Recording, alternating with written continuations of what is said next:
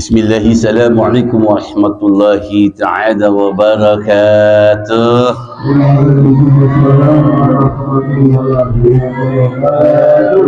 Ya Rabbi bil Mustafa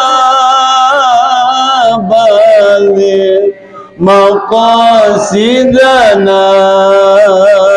waghfir lana ma madha ya wasi'al karami ya Rabbi bil Mustafa baligh maqasidana waghfir lana ma madha ya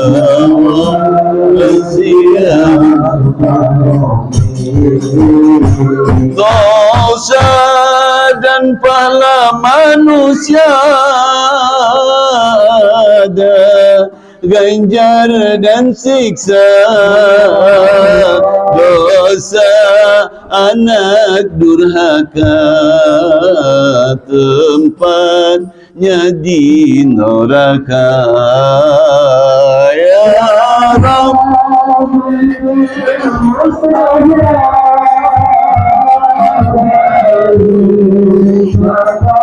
Sidana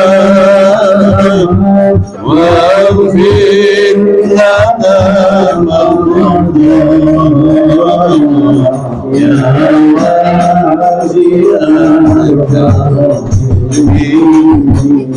ridha ayahibmu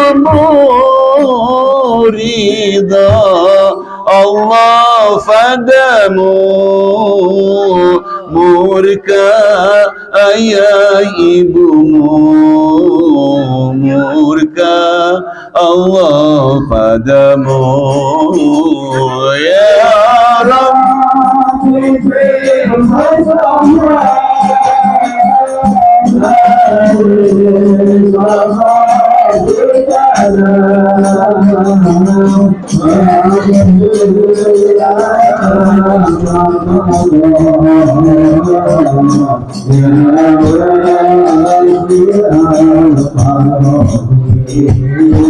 Allah, ku minta padamu, ampunilah dosaku. Allah, ku minta padamu, ridhamu padaku. Ya Rabbi bil Mustafa baligh maqasidana waghfir lana ma madha ya wasi'al karami Maulaya salli wa sallim daiman abada ala habibika khairi khalqi kullihim ya Rabbi bil Mustafa baligh maqasidana waghfir lana ma madha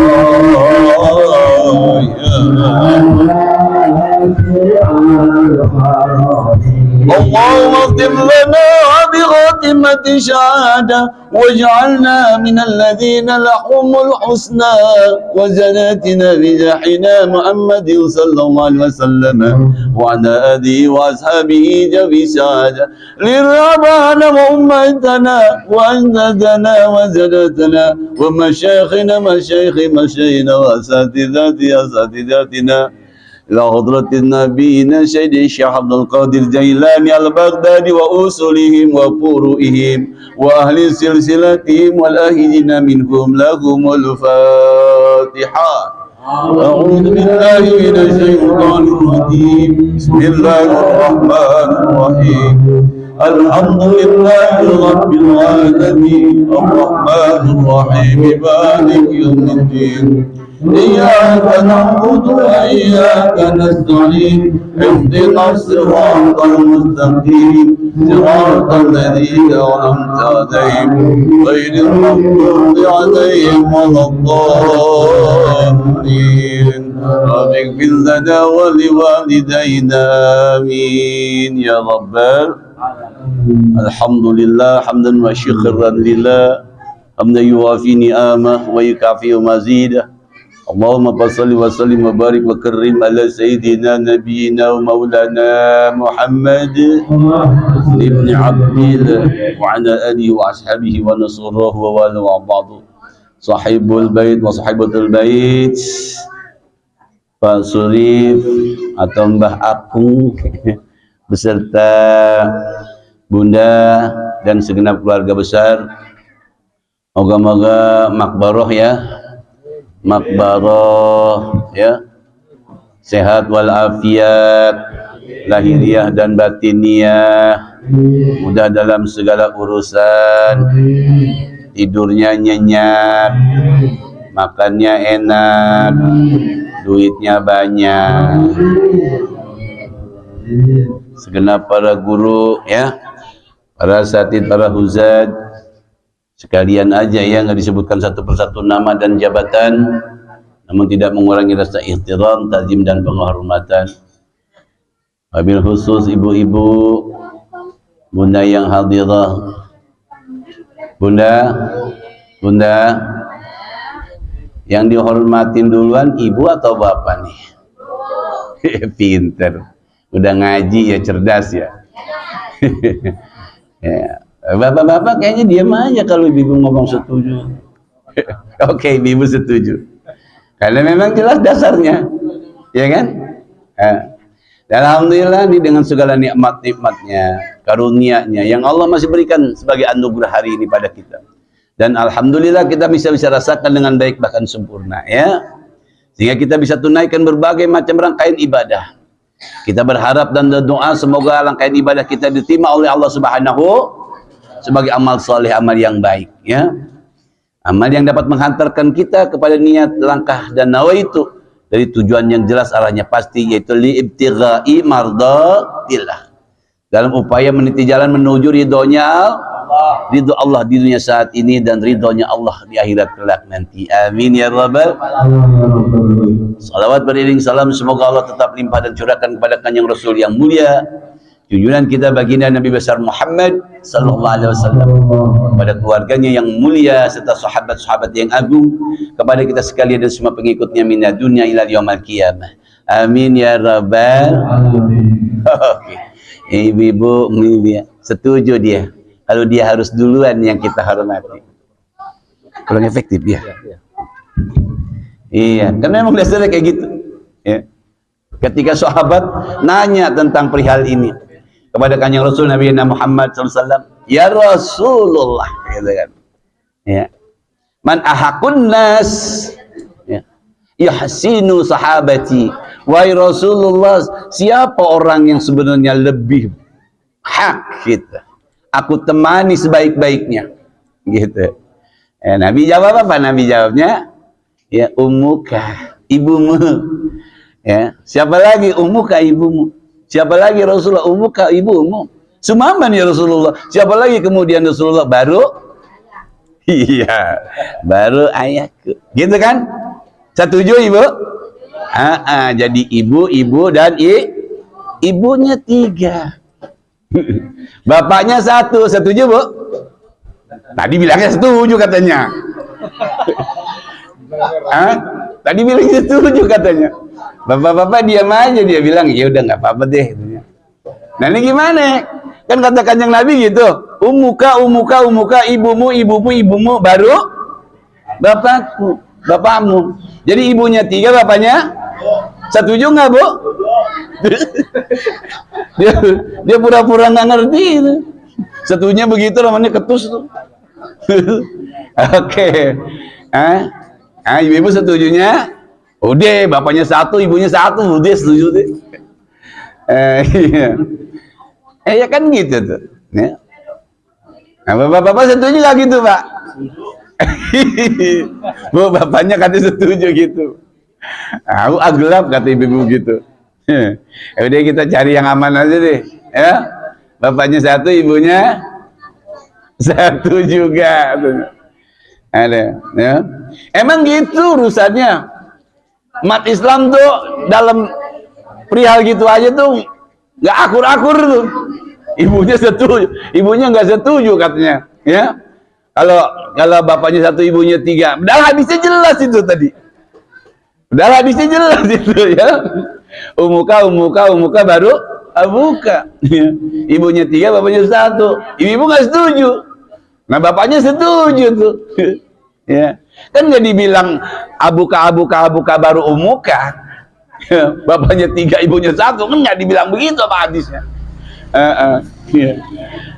Ibu setuju tuh. Sedangkan bapaknya nggak setuju katanya. Emang hadisnya begitu, nggak dirubah-rubah. Emang umat Islam begitu tuh. Jangankan ukuran skala luas, skala kecil aja itu yang di rumah itu. Nggak aku dalam persoalan itu. Ibu setuju, bapaknya satu, ibunya satu. Bapaknya yang setuju, ibunya tiga, bapaknya satu. Berkutat aja di situ. Masyaallah tabarakallah, ya. Bunda, Ibu, ini kan kondisi sekarang kerja kita sama-sama tahu deh ya, di mana gempa terjadi ya, musibah di mana-mana, kurban banyak itu, masya Allah tabarakallah. Ini udah curat marut nih, ya kehidupan kayak begini nih urusannya ya. Kita ada di sini ya, sementara masih aman-aman aja guru ya. Cuman jangan salah juga nih. Banyak hal juga nanti yang akan kemudian kita nggak tahu rahasianya. Kita sih berdoa kepada Allah semoga biasa-biasa aja deh, tenang-tenang aja. Tapi di mana-mana pun itu karena menyangkut artinya kalau apa saudara kita sesama muslim, tentu paling tidak kita berdoa mendoakan mereka ya supaya mereka dikuatkan lahiriah batiniah gitu kan. Tetapkan dalam iman dan Islam. Semoga Allah berikan yang terbaik buat mereka ya, baik yang meninggal atau yang sudah meninggal gitu. Nah, sebetulnya terjadi hal-hal yang berkaitan dengan apa namanya sikap alam. Ya, itu kan prosesnya nggak begitu aja terjadi. Artinya apa? Artinya ada campur tangan proses ilahiyah. Ya. Kenapa sedemikian banyak halnya gitu? Bagaimana hikmah yang kemudian ada dalam sikap hidup kita untuk menyikapi itu? Begini ya. Kalau terjadi itu, kata Nabi, faiza kana zalika zamanun, apabila itu curat marut centang pernah terjadi dalam kehidupan di zaman kamu, ya, kata Kanjeng Rasul begitu, fa'alaikum bil harab, fa'alaikum bil harab, fa'alaikum bil harab, harab. Kamu lari kamu katanya. Nah sahabat kan bingung, ya lari kemana gitu kan, sehingga tanya sahabat kepada Kanjeng Rasul Nabi Muhammad SAW, ya ila ainal maghrib ya Rasulullah, ainal maghrib, kemana kami lari, kemana kami lari, gitu. Ya. Kata Kanjeng Rasul ada 3 pelarian yang paling akurat, paling tepat dan akurat. Pertama, ilallah ta'ala azza wa jalla, lari kepada Allah. Kalau kita takut dengan musibah bisa kita menghindar, takut dengan binatang buas kita bisa lari, tapi takut dengan Allah kita kudu dekat. Nah ini takut kepada Allah kita kudu, kalau takut sama suami gimana? Enak aja. Takut sama suami sama halnya, kudu dekat. Masa takut sama suami jauh, dekatin suaminya. Kenapa si A, kenapa si Bang, kenapa si Ayah, gitu. Takut mau suami jauh, suaminya malah jauh, teman jauh-jauhan gak deket-deket, ya gimana itu Pak? Nggak enak dong, ya. Dalam satu pintu, dalam satu tempat, dalam satu kamar, dalam satu atap, masa jauh-jauhan? Yang enak deket-deketan. Iya Pak, iya. Ya Pak, iya. Iya dong, Masya Allah, tabarakallah, ya. Sudah sampai kepada batas usia yang kita jangkau sekarang ini, udah paruh baya semua, udah deh, ya. Nggak mikir 1, 2 sekian deh, ya. Mikir apa adanya aja ya, jangan adanya apa ya bunda ya. Apa adanya aja, ayah apanya ada apanya aja tuh ayat tuh. Gini, ya. Jadi larian pertama adalah ilallah ta'ala azza wa jalla. Lari kepada Allah. Makna yang dimaksud adalah qaribun ilallah, dekat kepada Allah, mohon ampunan kepada Allah. Mungkin banyak salah, banyak dosa, banyak hilaf, banyak banget hal yang kemudian menjadi faktor kelemahan kita sebagai manusia, ya kan? Hilaf keseharian itu udah nggak bisa dielakkan deh. Salah pada seharian udah nggak bisa kita hindari deh. Banyak hal itu, makanya lari kepada Allah. Makna yang dimaksud adalah mohon ampun kepada Allah, istighfar kepada Allah Subhanahu wa ta'ala, ya. Karena apa namanya, tidak ada satupun amaliyah, ya, yang lebih artinya membawa keberhasilan kita yang mendapatkan ridhonya Allah Subhanahu wa ta'ala kecuali istighfar, gitu ya. Ini stata'tum minal istighfar, ya. Jika kamu ingin memperbanyak ucapan lafaz istighfar, fa'alu sampai segitunya kan yang Rasul. Ayo lakukan. Kenapa? Fa inna laisa sya'un anza indallahi ta'ala la haba ilahi minhu. Karena tidak satu amaliyah pun yang dapat artinya lebih mengajak pada keberhasilan amaliyah, pada keberhasilan tujuan, pada keberhasilan maqasid, pada keberhasilan harapan, ya, sangat dicinta dan disukai oleh Allah Subhanahu wa taala kecuali istighfar. Yo, istighfar.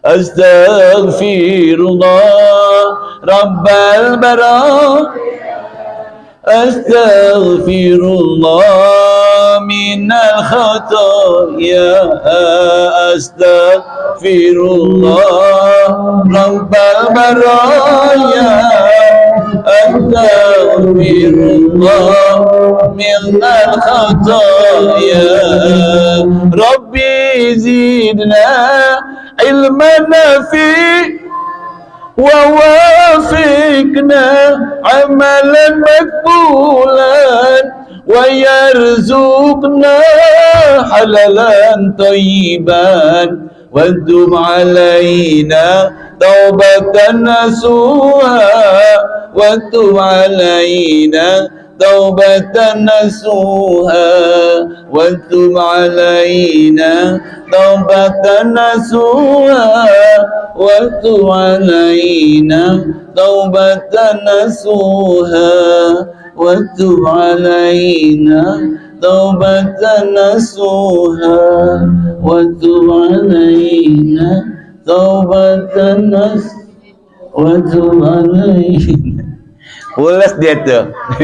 Ulas dia tuh, rebahan dia tuh, ya, di pundak si ayah tuh, di pundak si AA, si abang tuh. Ulas dah bareng-bareng. Nih keutamaan istighfar lebih mengajak pada keberhasilan, kepada suatu maqasid, satu tujuan, harapan dan doa. Insya, makanya perbanyak istighfar, ya. Yang keberapa tadi? Yang keberapa tadi? Yang pertama larinya kepada Allah ta'ala azza wa jalla. Yang kedua larinya ila kitabihi wa ila kitabihi, lari kepada kitabnya, yakni Al-Qur'anul Karim. Mana yang dimaksud kepada sumber kebaikan dari sumber yang maha baik, yaitu Gusti Allah, ya, sumber aturan yang paling baik dari sumber yang paling baik, yaitu Gusti Allah. Nah ini, ya, lari deh ke sana, ya. Bukan sekedar kita baca, tapi juga, ya, kita maknai artinya sehingga kita tahu tujuannya apa yang kita baca, insya Allah yang dimaksud, ya. Atau kembali juga kepada aturan yang paling benar dari sumber yang paling benar, lari kepada hukum yang paling benar dari sumber yang paling benar, Al-Qur'anul Karim, gitu, ya. Kita baca Al-Quran, bahkan surah Yasin itu udah udah jadi apa ya, udah jadi lalapan dia. Aduh, udah lalapan dan surah Yasin tuh, ya. Itu. Inna likulli syai'in qalba. Sesungguhnya pada setiap apa makhluk itu, baik yang sifatnya tumbuhan, hewan dan manusia itu punya hati. Punya hati. Wa qalbul Qur'ani Yasin. Ya. Hatinya surah Al-Qur'an adalah surah Yasin. Ketika kita baca Al-Qur'an artinya kita telah menyentuh bagian yang paling apa namanya sensitif gitu. Ya. Demikian dalam logika kehidupan, ya. Dulu kalau bicaranya dulu ya. Ketika kita masih muda-muda gitu, ya kan? Ketika kita baru awal pertama kali kenal sama doi, gitu kan? Kita sentuh dia perasaannya, kita sentuh dia hatinya. Ketika hatinya sudah kemudian dapat kita sentuh, lalu hatinya terpaut dengan sentuhan kita, disitulah tumbuh benih-benih kasih sayang, benih-benih cinta. Demikian Al-Quran ketika kita sentuh hatinya melalui surah Yasin, ya, kita tersentuh dengan bagian daripada Al-Quran, dan sebaliknya demikian artinya kita menyatu larut dalam pemahaman Al-Quran, menyentuh hatinya, merasakan cinta kita kepada Al-Quranul Karim sebagai kitabullah. Nah ini ya. Yang ketiga, wa illa sunnatun nabiyyi, lari kepada sunnah-sunnah kanjeng Rasul Nabi Muhammad sallallahu alaihi, lari kepada sunnah-sunnahnya, ya. Apa yang kemudian menjadi sunnah beliau, baik secara qauliyah, secara fi'liyah, secara tahririyah, ya, ambil semua bagian itu, ya, karena kesemuanya merupakan bagian daripada perlengkapan perjalanan sunnahnya kanjeng Rasul Nabi Muhammad sallallahu alaihi wasallam. Aman deh kalau kita larinya ke sana, ya. Hati kita nggak cemas, pikiran kita nggak kemudian khawatir, ya. Aman nyaman aja kita. Insya Allah. Ini bagian yang pertama. Jadi temu kita pada malam hari ini insya Allah di tempat Sahibul Baik, membawa makbarah untuk kita semua, dan makbarah khususnya bagi keluarga Sahibul Baik. Salam, ya. Bunda, Bapak hadirin jemaah yang dirahmati Allah dan diberkahi Allah Subhanahu wa taala. Di dalam Islam itu ada seorang ilmuwan namanya Ibnu Sina. Nah, kita lihat ke sana sedikit ya. Ibnu Sina itu adalah sosok yang memiliki beberapa disiplin ilmu, ya. Bukan saja dia seorang fuqaha, ahli fiqih, tapi juga ahli dalam ilmu-ilmu kedokteran, ilmu-ilmu anatomi manusia, dan beliau juga ahli tasawuf, ya. Beliau mengkategorikan, ya, ilmu dalam 3 kategori. Jadi ada 3 motivasi manusia di dalam melakukan ibadah. Ada 3 motivasi manusia dalam melakukan ibadah. Ini insya Allah menjadi sebuah pembelajaran buat kita, ya, untuk kita simak itu, ya, untuk kita pahami. Yang pertama, ada orang yang ibadahnya yang kalau ibadah itu dengan dasar masuk surga. Ada orang yang ibadah ingin masuk surga. Mudah-mudahan masuk surga semua deh. Ya Rabbal. Karena masuk surga sendiri-sendiri ternyata juga nggak enak nantinya. Ya. Insya Allah nanti semuanya, para guru-guru kita, jemaah, anak dan keluarga kita, semuanya masuk surga supaya enak di surga bareng-bareng. Nah, di surga sendiri-sendiri ternyata nggak enak juga. Kita bisa lihat sejarah Nabi Adam itu ketika kemudian dia di surga, kurang apa fasilitasnya, ya. Ternyata bengong-bengong dia, ya. Dia bete, dia kesana kesini gitu, ya. Nggak betah dia. Ditanya sama Allah, ya. Ya. Ma balu kayak Adam, kenapa? Ada apa dengan kau ya Adam? Adam nggak mau jawab. Kalau dia jawab misalnya, suntuk nih, bete nih, buru temen nih, gini-gini. Takutnya kata orang sini nanti ngowido gitu. Udah dikasih enak gitu, minta macam-macam. Nabi Adam diam aja. Tapi Allah tahu diamnya Nabi Adam. Ya, akhirnya apa? Ketika dia tidur dalam lelap sekali, diambillah tulang rusuknya sebelah kiri yang paling atas paling bengkok. Kemudian diciptakanlah Siti Hawa. Bunda, itu sejarah Bunda, itu sejarahnya begitu. Ya. Perempuan itu diambil dari tulang rusuk laki-laki yang sebelah kiri yang paling bengkok. Makanya gimana ya? Gimana itu dampingin perempuan tuh udah kayak gitu tuh. Kalau dibiarin dia makin bengkok tuh.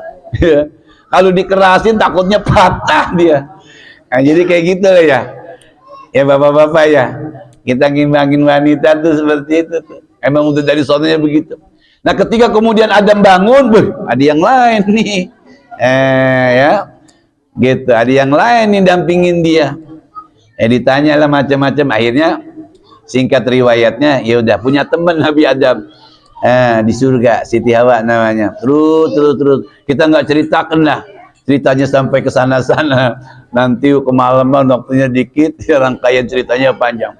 Sampai di situ ternyata Nabi Adam di surga sendirian nggak enak. Apalagi kemudian nanti kita kalau sendiri-sendiri nggak ada teman, gimana enaknya?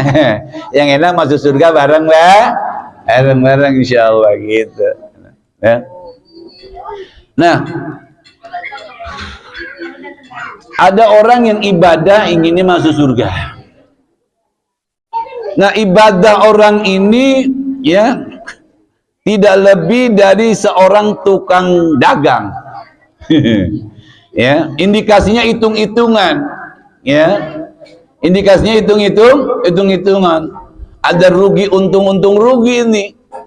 Ya, tanpa sadar dia terjebak dalam sikap riya, dalam sikap sombong, sikap takabur. Ah, ini hati-hati Bunda, hati-hati bapak-bapak, ya kan? Ibadah dengan keinginan masuk surga. Keinginan iya juga, cuman jangan over gitu. Artinya over gini, nih gua nih ahli surga nih, ya kan? Dia itu sodakonya, dia itu bantuannya, bantu ini, bantu itu, bantu ono gitu. Emang kalau nggak ada bantuan ente kenapa? Ngaji tetap jalan kok, musola tetap ada, masjid tetap terus, nggak masalah urusannya. Hati-hati terjebak dalam sifat riya, sum'ah, sombong dan takabur. Orang sombong jelas itu, la yadkhulul jannah, diklaim oleh Kanjeng Rasul, nggak masuk surga. Kalau nggak masuk surga, wa udkhilan nar, masuknya neraka. Siapa? Liman kana fi qalbihi misqala dzarratin min kibri. Orang yang di dalam hatinya masih terbesit sifat sombong meskipun sebesar biji zakhra, sebesar biji sawi yang paling kecil sekalipun. Nah, jauh-jauhin deh Bunda. Jauh-jauhin. Nih kriteria yang pertama motivasinya. Motivasi yang kedua, ada orang yang ibadah ya takut masuk neraka. Ya, orang ibadahnya takut masuk neraka. Ibadah orang ini tidak lebih dari seorang budak. Capek betul dia. Ya, karena dipicu dengan takut masuk neraka. Sehingga capek betul. Nah, tanpa sadar dia terjebak dalam sikap ya, dia terjebak di dalam sikap ya ini itu takut dia masuk neraka, begitulah ya. Ya, terjebak dia dalam sikap rutinitas belaka gitu. Rutinitas belaka gitu, ya. Asal gugur kewajiban itu ibadahnya iya kenceng, cuman terjebak dia dalam rutinitas saja, ya. Sehingga sholatnya karena takut masuk neraka, sedekahnya takut masuk neraka, hajinya takut masuk neraka, ya. Taklimnya takut masuk neraka. Itu yang dia, ya istilahnya dia kejar itu. Hanya karena takut masuk neraka. Takut iya, tapi jangan over. Ya. Artinya tanpa sadar kita terjebak dalam rutinitas belaka. asal gugur kewajiban. Nah, ini motivasi yang ketiga, ada orang yang ibadah, dia nggak mengharap surga, nggak juga mengharap neraka dia. Nah, sikap motivasi ini kita tahu dalam sejarah, ada seorang alim sebetulnya, ya, hidup di zaman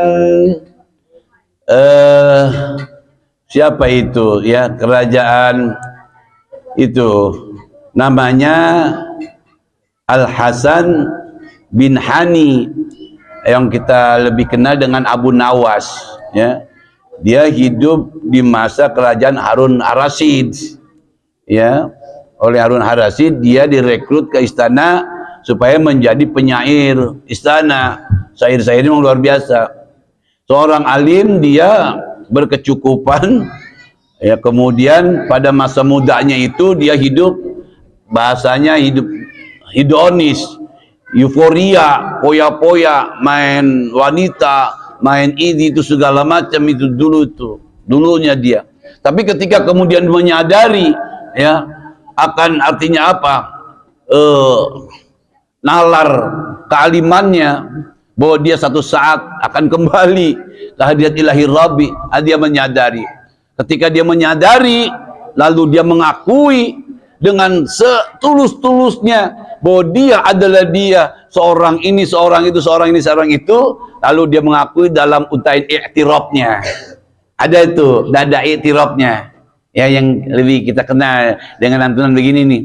Ilahi las tulil firdaus si ahla walalakwa alan naril jahimi.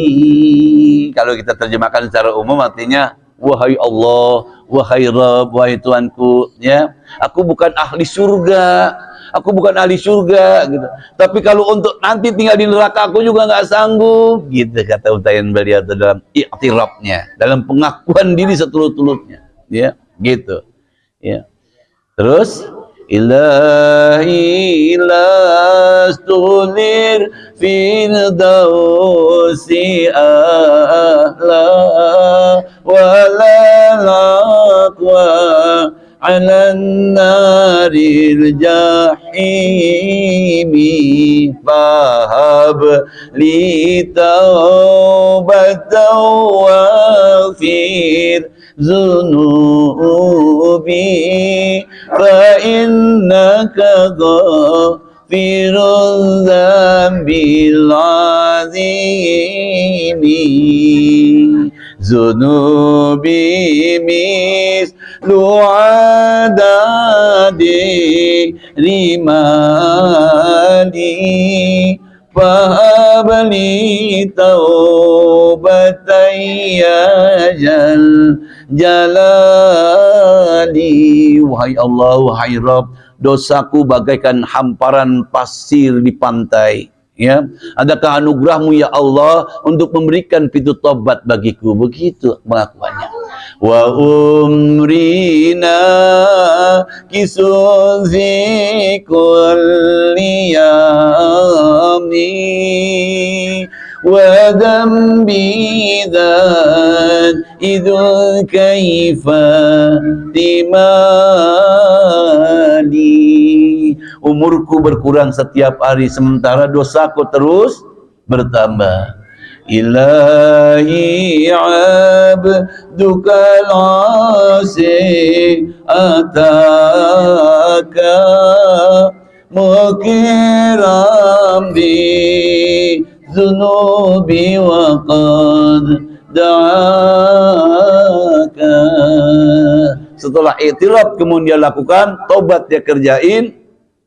Akhirnya selama beberapa waktu ke depan beliau meninggal dunia, dipanggil oleh Sang Pencipta.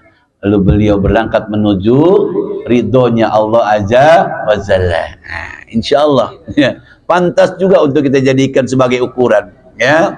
Kita pun tidak terlepas dari perkara-perkara atau hal-hal seperti itu. Artinya kita kemarin-kemarin, ya belum seperti sekarang, Akui yang kemarin itu, jangan disembunyi-sembunyikan Bunda. Jangan disembunyi-sembunyikan, akui. Ya. Menghadap kepada Allah, katakan itu, siapa kita, gitu kan? Orang banyak tahu kita bisa jadi, ya. Tapi Allah lebih tahu kita, itulah kita, ya. Itulah pengakuan yang kemudian kita akui seutuh-utuhnya di hadapan Allah Subhanahu wa taala. Selamat datang RW-ku Pak RW Bang Sumarno. Begitu Bunda, ya. Ini. Kemudian upaya apa yang kemudian kita lakukan, ya. Upaya-upaya apa yang kita lakukan dalam bentuk amalan-amalan yang soleh, ya. Ya. Amalan-amalan yang soleh. Gitu. Inilah artinya sebuah motivasi, ya, orang yang ibadahnya tidak mengharap surga, tidak juga mengharap neraka. Yang diharap apa? Yang diharap adalah ridho Allah Subhanahu wa ta'ala. Ini ada hadis yang agak sangklek nih, Pak. Nih Pak, nih Bunda. Hadis yang agak sangklek, ya. Katakan yang Rasul Nabi Muhammad SAW dalam upaya ini, ya. Satidu wa qaribu wa bashiru.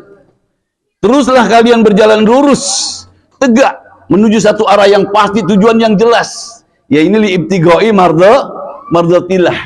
Dalam upaya mencapai ridhonya Allah. Wa qaribu, dekatkan terus diri kepada Allah Subhanahu dengan berbagai macam potensi dan usaha melalui jalan-jalan amaliyah. Wa abshiru, dan yakinlah dengan apa? Dengan kebaikan-kebaikan yang insya Allah akan berikan. Kalau yang namanya kebaikan, ya tentu pasti dapat kebaikan. Ketidakbaikannya sebaliknya. Gitu kira-kira.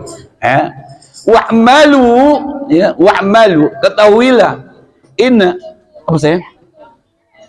Oh iya, oke, siap. Oke, siap. Yang ngaji makin enak ya. Buat guru tapinya. Oke, buat Jamal lain hal. Oke ya. Kemudian wa'malu, dan ketahuilah, ya. La tadkhulu ahadukum jannah. Tidak satu pun di antara kalian masuk surga amalu karena amalnya. Ayo lo, sangkut enggak? Tidak satu pun masuk surga karena amal. Lalu kena apa dong? Bingung kan kita? Sahabat bingung waktu itu. Bingung juga sahabat, lalu bertanya, ya. Wala anta ya Rasulullah, juga untukmu ya Rasulullah. Wala ana, iya untukku juga.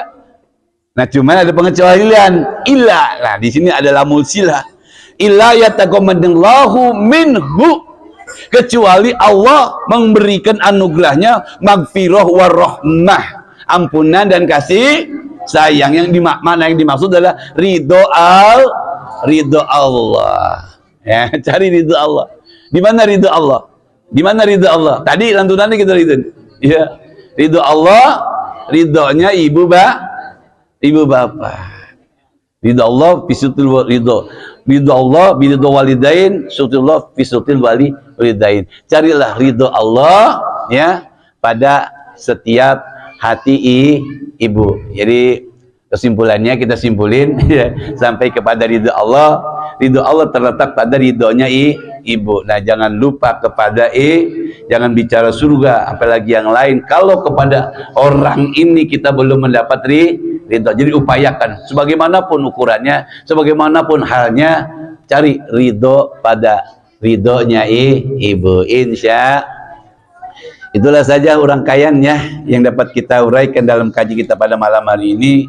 Insya Allah, ya, sedikit banyaknya dia menjadi manfaat buat kita semua, ya. Terima kasih atas segala perhatian. Mohon maaf atas segala kekurangan dan maklum adanya. Wallahu muwaffiq ila aqwamit thoriq. Assalamualaikum warahmatullahi taala wabarakatuh. Sallallahu ala Muhammad.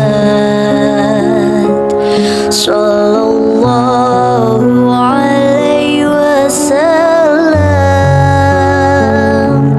Sallallahu ala Muhammad. Sallallahu alaihi wasallam. Anta syamsun, anta